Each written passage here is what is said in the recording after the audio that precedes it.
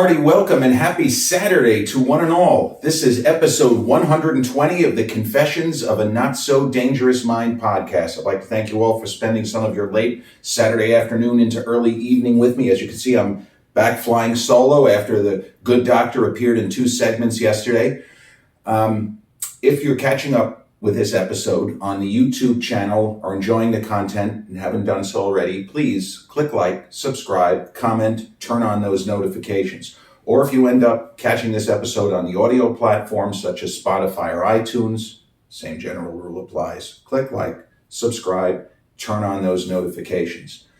So last night, on the night of its premiere, I watched a movie which I had been following since it first sort of cropped up on the radar, so to speak, and that is the Nicolas Cage film Dream Scenario.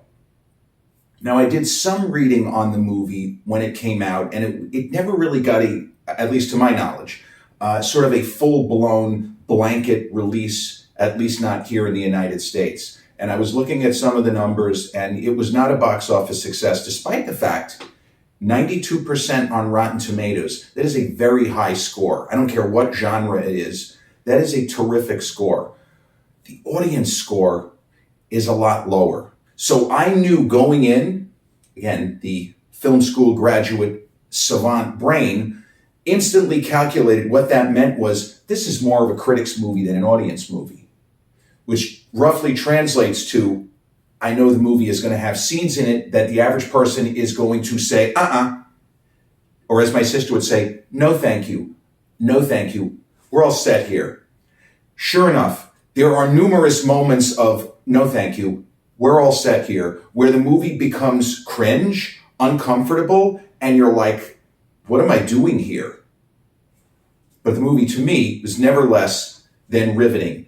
And I give Cage all the credit. I love that he's made this comeback. He was always one of my favorites. It's unfortunate his career took the sort of weirdo turn that it did, kind of, I guess, after the first or perhaps even the second National Treasure movie. He just started churning out this trashy, straight to DVD or streaming style movies. There were so many bad movies. And the word was that he overfinanced himself, that he bought real estate that he didn't need to be buying. But his talent never in question. I would say the same about his buddy, John Travolta, and there are other people who, even though they've given quote unquote bad performances, they're hugely talented. And I have always been a big fan of Nicolas Cage, just as far as his talent and his ability to switch into different personas, sometimes within the same film, as with his pal John Travolta in Face Off, but from movie to movie. Within the same year, compare the Nicolas Cage performance in The Weatherman, where he plays opposite a very formidable Michael Caine as his father. Man, Caine fucking crushes that. Lord of War, right around the same time. Could not find 2 more disparate performances by an actor, just showing significant range and versatility. So I was depressed and didn't like the fact that Brendan Fraser, another favorite, many Gen Xers, we love the guy, that he disappeared from the radar at a certain point. I guess after the movie Crash, which got huge acclaim for almost everybody involved except him. But we love that Brendan Fraser made the comeback, even in a difficult movie and role like The Whale, and we see that he's doing great work himself. But Nicolas Cage's comeback was heralded for a while, and I mean, he just comes across like a really likable guy. Even that movie that he did, I didn't think it was that great, with Pedro Pascal, where he more or less plays himself. He pokes fun at what the audience's perceptions of him are and might be. We think he's crazy, the Elvis Presley shtick, but he does exemplary work in Dream Scenario. And I guess in certain quarters there was some talk that maybe he'll get an Oscar nomination, but man, the field was so crazy last year. Not just Best Actor, Best Picture, Director, Actress, the supporting categories. Everything was so jam-packed. And you look at it this way. An old favorite of mine, Holt McElhaney. When I tell you Holt McElhaney dialed it in as Fritz von Erich in The Iron Claw, and he was barely in the supporting actor conversation. I guarantee you in a different year, not only would Zac Efron have gotten a nomination as Kevin Von Erich for that movie, but Holt McElhaney would have gotten serious Best Supporting Actor heat for what he does in The Iron Claw. But that's, as I like to say, that's neither here nor there. Cage was tremendous, is tremendous in Dream Scenario. Kind of playing against type. Yes, he's played some sad sacks and, you know, the comical stuff. The Renfield movie, which I really didn't like, he and Nicholas Hoult, the premise, they should have been able to do more with the premise, I felt. Nothing wrong with Cage's performance. You know, people are looking forward to sort of The Vampire's Kiss, where he goes batshit crazy as he's done in other movies. But he plays against expectation. And another thing, and this is something that you like to see as far as movies. You know, there was a little bit of controversy, a lot of controversy with the Roadhouse remake and Jake Gyllenhaal, but they were talking about, there's a big age gap between Jake and the female co-star. There seems to be, at least to a little extent, that when they're making movies where families, quote unquote, are present, you don't have the crazy age spread between actor and actress. And what they did very well in this movie, Julianne Nicholson as Nicolas Cage's wife, they are both made to look less attractive than they are in real life. As I say, huge props to Cage and to Julianne Nicholson. I didn't even recognize her. I'm like, is that, holy shit. So I would never have known it was her if I didn't consult the credits on that one. Leonardo DiCaprio in the movie Don't Look Up, which is, I thought it was really good, but I could never watch it again kind of thing. Like, there are some movies that are good that you can watch again. I'm good with Don't Look Up. No, thank you. But casting Melanie Linsky as his wife in that movie, it works. And if you want to make jokes that, Leo would never do that, that's fine. That's part of it for me, but it works. And casting an age-appropriate actress in this particular role, very, very solid. But I was watching the movie, and I'm into it, and it's this crazy story of Nicolas Cage's character who inexplicably, randomly starts popping up in the dreams of other people, not even people he knows. Before you know it, there's millions of people around the world having dreams about this random guy, Paul Matthews, an intelligent sort, very well read. He's a college professor at, I think, a fictitious college. So he's in his way a successful, like he's not stumbling and staggering around and hasn't made anything of his life, living in his mom's bed. No, he's had a life. He's a father to two daughters who love him. Like, it's not presented as a dysfunctional scenario there. Speaking of scenario, everything is a scenario. But as I watch the film, and I'm thinking, okay, so he appears in other people's dreams, but when people see him and recognize him from their dreams, they are treating him in good ways and bad. They are treating him as if that was really him, acting autonomously as Paul Matthews within the world of their dreams. And that's when I started to squint and say, wait a second, this sounds like another movie, a very famous movie. And the more I thought about it, when the film came to an end, I was literally laughing. Dream Scenario is a 180-degree flip remake of Eyes Wide Shut, Stanley Kubrick's final film, starring Tom Cruise and Nicole Kidman and Sidney Pollack, among others. And when I say 180 flip and kind of take the concept and turn it on its ear, I'm almost being literal. So, Dream Scenario, Nicolas Cage's character, Paul, is judged as though, like judge and jury level shit, he's judged as if he has committed whatever offenses took place in other people's dreams. Now, there's only a court of public opinion, but sometimes that's enough. A court of public opinion can be devastating to one's entire career, life, family, all of that. He appears in other people's dreams, and what he does in there is how people view him. Nothing that he's done in reality, only in the minds of other people. Guilty as charged. Fuck this guy. Quit your job, bro. Nobody wants to see you, asshole. What the fuck? What did I do? Fuck you. What?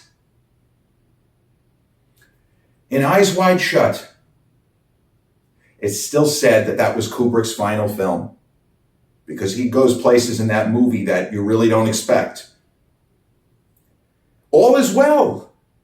As we open Eyes Wide Shut, you have a young, very attractive couple, Tom Cruise playing Dr. Bill Harford, Nicole Kidman as his wife, Alice. They have a daughter. I feel like they were playing their real ages in this movie. Nicole maybe was playing slightly older. She was late 20s, maybe 30-ish when the movie was made. You know, Nicole always presented as older when she was very young. She had a mature look. In Days of Thunder, she's a doctor, a specialist, and maybe she's grad school age. But the movie Eyes Wide Shut opens with this successful doctor, successful wife. Nicole's character runs an art gallery. She's a fucking hardcore, but she's probably making as much money as he is. So they have the even footing relationship. They're presented as happy. They've been together 6-7 years. They have an incredible apartment. It probably took, a month to shoot these quick moments at the very beginning of the film. Nicole's getting dressed, she's peeing, and Tom is there. He's trying to find his keys and all this stuff. All is well in their lives. They go to this party, and each of them in their own way has a bit of a dalliance. Nothing actually happens. But Tom Cruise's character, Bill, is beset upon by two supermodel types who I don't think mean him harm. I think they mean him the opposite. But the level of flirtation, what they're saying to him it's a little bit, makes you a little bit uneasy. Because we already know that his wife is like 30 feet away. And these women are not making it, they're making it very, very clear. They don't care. Just take a walk with us. Wink, wink, nudge, nudge. Now, the movie doesn't argue that he's going to do it and he gets cock-blocked or something. But just the idea of it, that these two gorgeous younger women, although Nicole is younger, but these two gorgeous younger women are flirting so heavily with him, while at the same time, like a Hungarian count, presumably filthy wealthy guy, is all over Nicole. He's got the accent, he has the bearing of somebody who's probably worth tens of millions. And Nicole is a little tipsy, and it just goes into this where neither Bill nor Alice are going to stray on their spouses. In my reading of the movie, Tom Cruise may have been having some real dirty ideas about these models while they're walking around with Nicole 30 feet away. But I do not think there is any scenario in which that's going to happen, and there sure as hell isn't any situation in which Nicole is going to give this guy her phone number. So they leave the party hosted by Sidney Pollack, whose character ends up being a lot more important than he appears at first. They go back home, smoke a little weed, and they have what appears to be pretty spirited sexual relations. And I guess, given the choice of music, which I think was it Chris Isaak? They did a bad thing, or Baby Did a Bad Thing, whatever. I forgot the name of the song, but that's the song. Now, I guess we're supposed to believe that this particular sexcapade was at least brought to you in part by Tom Cruise's fantasy of the two 20-year-old models and Nicole Kidman wondering what it would be like to be whisked away by this Hungarian count for a night or whatever. But we just have to fill in the blanks because we're not given any of that information. We only know what we see and how we interpret what we see. We following? Understand where I'm going with this? So Nicole and Tom, they presumably have good sex, and they're laughing and giggling post-coitus. And Nicole gives a kind of a soliloquy where many people thought she was going to get a supporting actress nomination. She's so strong in this one scene. She hits so many points that, if I'm being honest, women have been screaming at men without really screaming for all time. She's saying things which to her are flagrantly obvious, and Cruise is deer in the headlights. This is not Ethan Hunt, where he knows everything before anyone else. This is deer in the headlights, where he's just staring at her like that. So without going into massive detail, because it could be very quick, Nicole wants Tom to understand that just because she's a wife and a mother, just because she loves their daughter, and she loves him, he's a good man, a good husband. He has supported her. She fantasizes about other men. She hasn't done anything. She fantasizes about other men. She tells a story, which I thought, when I'm watching the movie, it's fucking hilarious. They were on holiday, the family had some time prior, and they're online waiting to check into a hotel. And Nicole happened to see a guy like dressed in full military uniform, a young man, presumably in his 20s. And she concocted an entire affair, adulterous fantasy in her mind about what she wanted to do to this guy and what she wanted this guy to do to her. Now, she never met the man. Nothing happened. Nicolas Cage didn't meet the 50 million people around the world who think he's the Antichrist, almost literally, because he did bad things in their dream. When Tom Cruise hears what Nicole says, just the idea that she fantasized about other men, he starts having ideas like almost flashbacks to events that never took place. He loses his shit. He goes off the deep end. And the movie follows the wayward sheep as it goes out into the world and hopefully will find its way back to the flock. So you think of Eyes Wide Shut. Cruise has these crazy experiences off on his own. He meets a character played by, I forgot the name of the actor. He was in The Saint, Rade Sharabaka, something like that, and Lele Sobieski. He meets a whole bunch of Vanessa Shaw. Todd Field, the filmmaker, is in there. He plays Nick, lounge, like a piano player. Cruise has all these wacky experiences that only happened because he can't accept, not that his wife cheated, but that she thought about other men.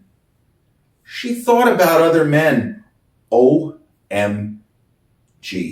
It's a very old-fashioned view of marriage, by the way. And Kubrick was criticized in some quarters for transplanting a 1920s, if that, ethos as far as love and marriage onto a movie in the 90s. But I gotta tell you, I think it works. I think it works. So, there's another scene in Eyes Wide Shut. It appears that Cruise, a little more than halfway through the movie, he seems to be coming to terms with the fact that nothing fucking happened, asshole. She didn't do anything. What the hell's wrong with you? You're a fucking doctor. You're educated. You can't be this fucking stupid. Well, yeah, he can.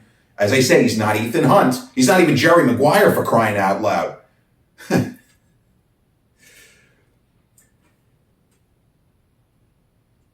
Cruise comes home late at night, and it appears there's going to be a moment of rapprochement between husband and wife. Nicole is crying. She's upset. And she unfortunately tells him of dreams that she has had where she's basically in an orgy or a gangbang where one guy after another is giving it to her. He goes off the deep end again.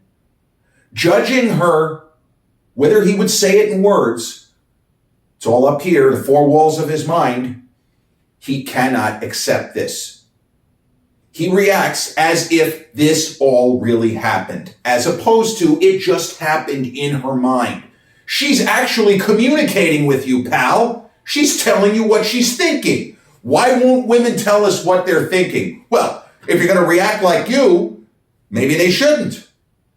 She's trying to communicate. If you men only knew. Just because I'm a wife, just because I love you to pieces, sweetie, I don't stop being a human being. I don't stop having thoughts that maybe you can't talk about in Sunday school. Judge me by my actions, not by your perception of my dreams. Don't act like it's real, because it's not. And Nick Cage's character, as much as he has some laughs and moments, especially in the first half of the film, it's funny, he becomes a celebrity, but he also reaches a point where you say to yourself, and he says, fuck you. I have no control over whatever representation of me takes place in your dreams. You can't judge me on actions taken by a representation of me, I guess, that isn't me. Well, yeah, they can. And as much as the media, as much as the blogosphere and everything out there we love an underdog story, but once the underdog reaches a certain point, we love to cut him down too. You know, it's just the way that it goes. And in a world of dream scenario, as crazy a concept as it is, because conceptually it's pretty much science fiction territory, although the movie is not listed as science. It's listed as, a black comedy, horror, fantasy kind of thing. This really, to even use the word horror is a big stretch. I feel like they used that word to try to get more people in the seats, but it didn't work. But when you have this kind of crazy concept, because the Kubrick film is not conceptually, it's not even close, where you have it has to be some kind of mass hypnosis, some kind of crazy celestial surrealist gag being played upon not only Nick Cage's character, but the world. Eyes Wide Shut is street level. Dream scenario is in the clouds. You understand what I'm saying? That what happens in dreams, that cannot happen. You're not going to have anything where 50 million people dream about the same guy. But the idea of judging people for things they haven't done, absolutely, happens all the time. Oh, and another thing, in terms of comparing the two, the book that Stanley Kubrick adapted into Eyes Wide Shut, the original title of the book was Traumnovelle. It's a book by a German author named Arthur Schnitzler, and the book apparently was quite well received in the day. It was, in its own way, a groundbreaking novel, going into areas that almost 100 years ago, fiction usually didn't go to this kind of place. Schnitzler's book translated into English. The title of the book is Dream Story. Dream Story. What is another word for story? Scenario. There are no coincidences. Now, I didn't do a ton of reading on Dream Scenario before seeing it, and not because I was afraid of spoilers, but my level of interest was not through the roof, because there are movies even now, and have been movies, like the Indiana Jones, the most recent one, Dial of Destiny. I read everything I could before that movie came out. I did some reading on Dream Scenario, but whatever I clicked on, whatever information I received, at no time was Stanley Kubrick's Eyes Wide Shut discussed, brought up, anything. So I didn't go in expecting to make a connection, because there have been times where you do get, at least people like me, where you'll say, this is like that. This movie, it deliberately echoes that. And you go from there. But I went in cold and then suddenly said, wait a minute, this is... Whoever made this movie, and I don't know the filmmaker, but whoever made this movie clearly has seen Eyes Wide Shut probably at least 10 times. This is their version of Eyes Wide Shut. And I gotta believe that Stanley Kubrick would have gotten a kick out of this, because it is not a ripoff. I don't even know that I would call it an homage, but it is a very similar story, just told from a different angle. And the concept of the family beginning to fracture over things that haven't even happened. It's difficult enough to keep a family together when there's actual real world problems that you're facing, like bills, like actual adultery, as opposed to, I fantasized about a military guy fucking my brains out, sorry, and then all of a sudden, everyone loses their shit. I think it's funny, Robert Schimmel, the comedian, told a joke. It's funny, it almost applies here, where he says, I was with my wife and we're getting into it. This Robert Schimmel, unfortunately, has been dead for more than 15 years, died in a car accident. So this story that he relates probably took place sometime in the late 80s when he was, maybe 90s. But he tells a story about how he and his wife, they're going at it hot and heavy, and the wife is trying to get him going and turn him on, and he's trying to turn her on. And she says something like, "Tell me your darkest, deepest fantasy." Like what Nicole tells Tom. What's your deepest, darkest fantasy? And as the audience starts to laugh, Robert Schimmel, in that fantastic flat affectation he was famous for, he goes, "Yeah, I don't really want to tell you that." She says, "No, come on, honey, please, please." And they're about to do it. She says, I just want to know. No judgment. Just tell me what your dirtiest fantasy is." He says, "Okay, well, I want to fuck your sister." And the audience goes nuts. They're screaming with laughter. And Schimmel on stage just waiting for the laughter to die down. And he says, "How did I know that it was her deepest, darkest fantasy that I'd be living in a car for the next 2 months?" And laughter. Didn't happen. But just the thought of it. I completely understand. I'm sure he exaggerated and he may have made up the entire bit, but that is believable based on what we all know. Don't say that. Don't say that. But we get it. We sometimes are judged by our actions, and sometimes it's like the thought police. Nicolas Cage in Dream Scenario, Dream Story, Arthur Schnitzler, Traum Novelle, 1926, could be the same title, again, not a coincidence. Nicolas Cage is judged by literally the thought police.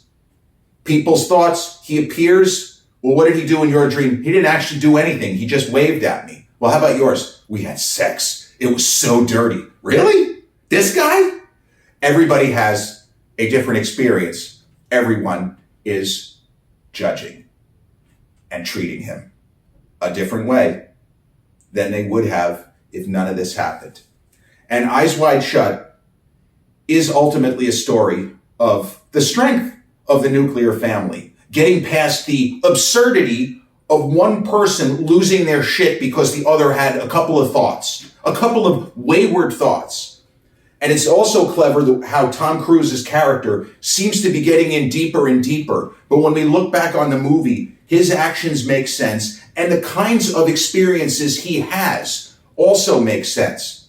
They're kind of commensurate with the shit that Nicole told him in that nothing of import took place, babe. Tom could say the same thing. Nothing of import took place, babe. I just needed some time to gather my thoughts, to get my head back screwed on straight.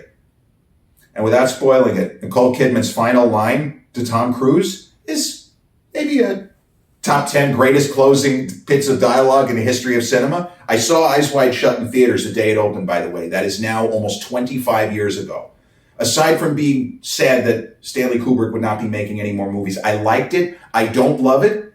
Is it a better movie than Dream Scenario? Yes, of course. And oddly enough, Eyes Wide Shut, despite being a very difficult, very conceptually hard film for most people to grasp, it ended up being a pretty substantial hit at the box office. If we're just going by raw numbers, it was far and away Stanley Kubrick's biggest hit. It grossed 165 plus, again, 25 years ago, so do the math, inflation adjusted. But it was a budget of 65, including promotional materials and everything. So it was a hit. Relative to Tom Cruise's career, it's not really a hit. But people went to see it and people talked about it. And 25 years later, I mean, people like me are always going to talk about it, but people are still talking about it. And I highly recommend Dream Scenario, even though, as I say, it's not really an audience-pleasing type of movie. It's worth seeing. I will say, especially if you've seen Eyes Wide Shut. You don't need to have seen it, though. They're both on Max, I should point out. Dream Scenario just hit Max yesterday, and many of Stanley Kubrick's films are on Max. Full Metal Jacket, 2001: A Space Odyssey, and I'm pretty sure Eyes Wide Shut. But if it isn't, I know Eyes Wide Shut is available on streaming. They are both worth seeing. But Dream Scenario, new movie, and a top 5 best Nicolas Cage film performance, in my opinion.